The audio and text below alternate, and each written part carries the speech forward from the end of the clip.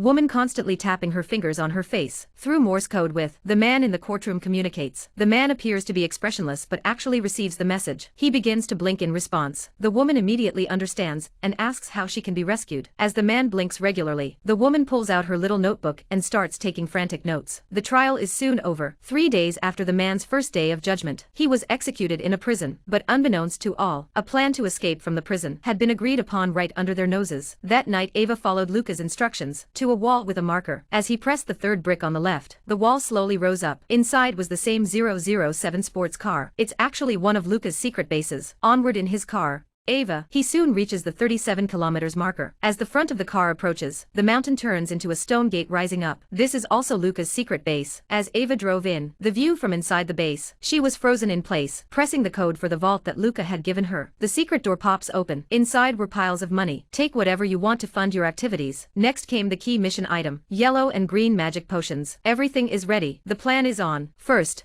Ava finds her adoring fiancé. This man is the Minister of Justice. He uses his position to corrupt. He's also taken advantage of Ava's vulnerability to force him to marry him. Now she has a chance to get revenge. Ava won't miss it. Inside the office, seeing Ava dressed so flirtatiously, the minister was on the spot. He swore he would do anything for her, even if it meant going to the edge of the sword. Ava saw that he had taken the bait. She was curious and said, "I want to see what a legendary thief looks like." When the minister heard this, he refused. Ava followed up with a big move. "You don't love me anymore. You men are all good." When the minister heard that, he was a dog licker. He agrees to go with him. That night, the minister arraigned Luca on the grounds of state secrecy. The minister arraigned Luca on a provisional basis. He managed to get the warden to agree. Soon 30 minutes had passed. The minister came out with a disappointed look on his face. As he walked away, he said that the boy had a tough mouth. The warden didn't doubt it, because ever since Luca entered the prison, he was like a paralyzed face. He had a blank face. He didn't say a word. The next day soon arrived. Luca was still aloof. He went to the guillotine indifferently. The warden saw the scene. He couldn't help but say, "He's got something." His face hadn't changed from the moment he was arrested to the moment he was beheaded. But the sheriff was alerted to this. He remembered Luca's disguise and the mask he had at home. He felt bad and tried to stop the execution, but he was too late. The man is marched to the guillotine, but he doesn't panic at all, as if he had nothing to do with it. When the chief saw this expression on his face, he instantly remembered Luca's disguise and the mask he had at home. He tried to stop the execution, but he was too late. The man's head was already on the ground. He rushed forward to take a closer look, and it wasn't Luca who was dead. It was the minister of licking dogs. It was just last night. The minister had been injected with a purple potion just after entering his cell. He became instantly demented. Ava was then injected with a yellow potion to keep it in effect. Finally, he changed into the mask he had prepared in advance. When the time was up, Luca escaped with a flourish, although the chief had identified the victim as the minister of dog licking. But in order not to create a public panic, he decided to keep it under wraps. He decided to keep the matter under wraps. On the other hand,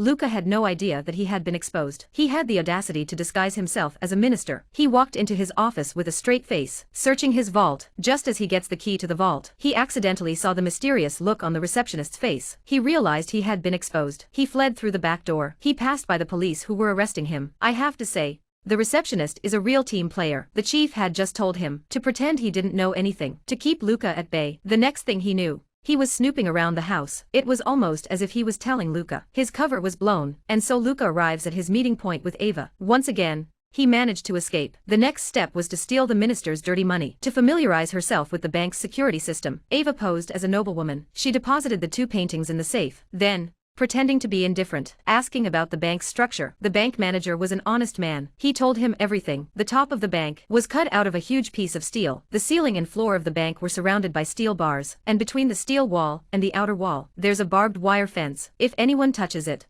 an alarm will go off. When the alarm goes off, the FBI will be there within 5 minutes. So the vault is safe and secure. Not even a fly could get in. But what the banker didn't expect was, not only was the noblewoman a fake Ava, even his famous painting was disguised as a laser blade. That night, Ava's painting emitted a laser. The steel plate was instantly melted and cut. At the same time, Luca had his tools in hand. Everything was ready to go. The man takes out a 3-pronged drill, drilled a large hole in the wall outside the vault. The man then pulls out a 2.5-ton block of concrete. What you see in front of you, a barbed wire fence that will sound an alarm if touched. Luca doesn't panic. Grabbed a steel pipe. He steadily passes it through the small hole in the middle of the fence. Then he placed a few drops of water on the lock. He successfully corrodes it. Having done so, He destroys the drain behind him. He saw the water pouring out. The water soon spreads over the wire mesh. The alarm was triggered. The caretaker heard the noise and rushed to check the CCTV. After realizing it was water, thought it was a normal water main break. Then, reassured, he turned off the alarm. Without panicking,